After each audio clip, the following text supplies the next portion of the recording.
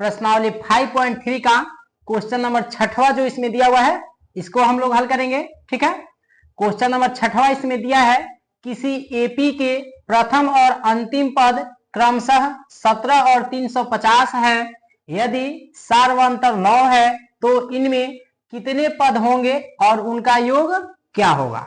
ठीक है, तो चलिए हम लोग क्या करते हैं, इस क्वेश्चन को हल करते हैं। ठीक है, इसके लिए हम क्या लिखेंगे, सबसे पहले यहाँ पे हल लिखेंगे। ठीक है, और हल लिखने के बाद यहाँ पे लिखेंगे दिया है, क्या लिखेंगे इसमें, दिया है, क्या क्या दिया हुआ है इसको हम लोग देख लेते हैं। ठीक है, कह रहा है इसमें किसी एपी के प्रथम और अंतिम पद क्रमशः 17 और 350 है। यानी कहने का अर्थ है कि कोई समांतर श्रेणी है, इसका प्रथम पद जो दिया है यानी ए दिया हुआ है वह कितना है, 17 है। ठीक है, और अंतिम पद जो दिया हुआ है मतलब ए एन जो दिया हुआ है वह कितना है, 350 है। ठीक है, अब इसके बाद कर रहा है यदि सार्वंतर 9 है, यानी डी बराबर कितना दिया है, 9 दिया हुआ है। ठीक है, तब इसमें कह रहा है कि इनमें कितने पद होंगे, यानी एन का मान हमको ज्ञात करना है। ठीक है, और इसके बाद किसका मान ज्ञात करना है और उनका योग क्या होगा, मतलब एस एन का मान भी हमको ज्ञात करना है। तो चलिए हम लोग क्या करते हैं, पहले एन का मान ज्ञात करते हैं। इसके लिए क्या लिखेंगे, यानी ए एन बराबर कितना दिया है, 350 दिया हुआ है, लिख देंगे इसको। ठीक है, और ए एन बराबर फार्मूला क्या होता है, A plus N minus 1 into D हो जाएगा, और बराबर का 350 दिया है, 350 लिख देंगे। ठीक है, अब ए का मान कितना दिया है, 17 दिया हुआ है, प्लस एन माइनस 1 गुणे, और डी बराबर कितना दिया है, 9 दिया है, 9 लिख देंगे, और बराबर का 350 हो जाएगा।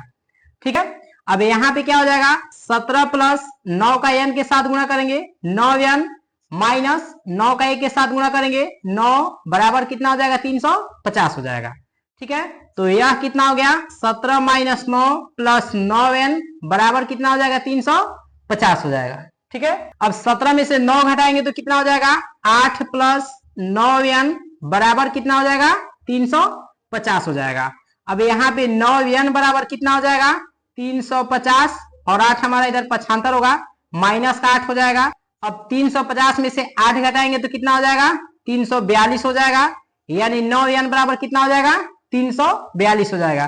तो एन बराबर कितना हो जाएगा, 342 बटे 9 हो जाएगा, और 9 से 342 कितना बार में कटेगा, यानी 38 बार में कटेगा। तो एन बराबर हमको कितना प्राप्त हो गया, 38 प्राप्त हो गया। ठीक है, अब यहाँ पे क्या लिख देंगे, यानी एन बराबर 38 लिख देंगे। ठीक है, अब हम क्या ज्ञात करेंगे, इसमें एस एन का मान ज्ञात करेंगे।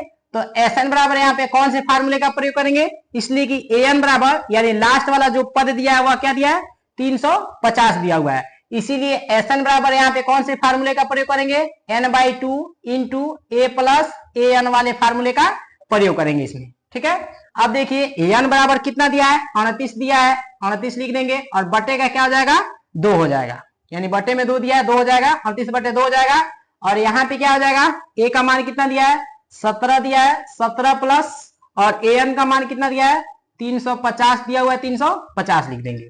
ठीक है, अब देखिए ये 2 से 38 कितना बार में कटेगा, 19 बार में, यानी यहाँ पे क्या हो जाएगा 19, और इसको जोड़ेंगे तो कितना हो जाएगा, यानी 7 और 5 1 6, और यानी 367 हो जाएगा। ठीक है, यानी 19 गुणे 367 हो जाएगा। ठीक है, अब देखिए 19 का 367 से जब हम गुणा करेंगे तो कितना हो जाएगा, यानी 6973 हो जाएगा, यानी एस 38 बराबर हमको कितना प्राप्त हो गया, 6973 हो गया, और यही क्या हो जाएगा, हमारा आंसर हो जाएगा।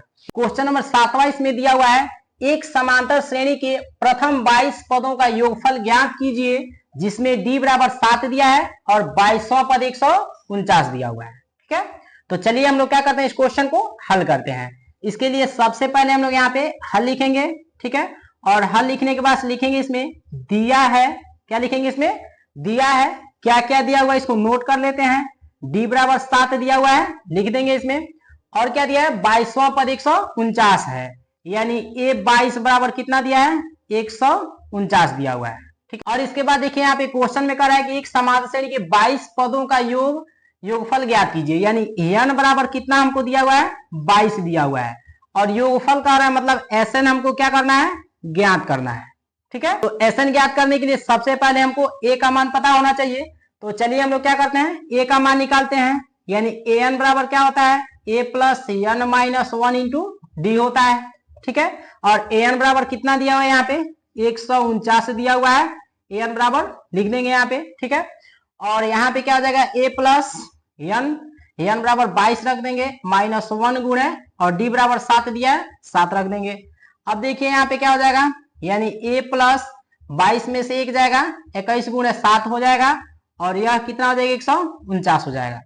तो यहाँ पे कितना हो जाएगा, 149 बराबर, और ए प्लस 21 का 7 में गुणा करेंगे, 1 7 7 हो जाएगा, और 2 7 14, यानी 147 हो जाएगा। 149 बराबर क्या हो जाएगा, ए प्लस 147 हो जाएगा। अब देखिए यहाँ पे 149 और 147 को इधर पक्षांतर करेंगे, माइनस का 147 हो जाएगा, बराबर का ए हो जाएगा। अब 149 में से 147 घटाएंगे तो कितना हो जाएगा, 2 हो जाएगा, यानी ए बराबर हमको कितना प्राप्त हो गया, 2 प्राप्त हो गया। ऐसे भी इसको लिख सकते हैं, ए बराबर 2 प्राप्त हो गया, ठीक है। यहाँ पे ए बराबर हमको 2 प्राप्त हो गया। अब हम मान किसका निकालेंगे, एसएन का मान निकालेंगे। तो एसएन का मान निकालने के लिए यहाँ पे किस फार्मूले का प्रयोग करेंगे, n/2 into A plus A N वाले फार्मूले का प्रयोग करेंगे। इसलिए कि यहाँ पे ए एन बराबर कितना दिया, 149 दिया हुआ है, यानी लास्ट वाला पद दिया हुआ है, ठीक है। और प्रथम पद हम लोगों ने निकाल लिया है, इस फार्मूले में रख के इसको आसानी से हल कर देंगे, ठीक है। तो यहाँ पे क्या लिख देंगे, यानी एन बराबर कितना दिया है, 22 दिया हुआ है, 22 रख देंगे और बटे का 2 हो जाएगा, और यहाँ पे एस 22 लिख देंगे, ठीक है। अब देखिए यहाँ पे क्या हो जाएगा, यानी ए दिया हुआ है और ए बराबर मान कितना दिया है, 2 दिया हुआ है, 2 प्लस, और ए एन बराबर कितना दिया है, 149 दिया हुआ है, 149 रख देंगे, ठीक है। अब 2 से 22 कितना बार में कटेगा, 11 बार में, ठीक है। और यहाँ पे कितना हो जाएगा, 151 हो जाएगा, यानी एस 22 बराबर कितना हो गया, 11 गुणे 151 हो जाएगा।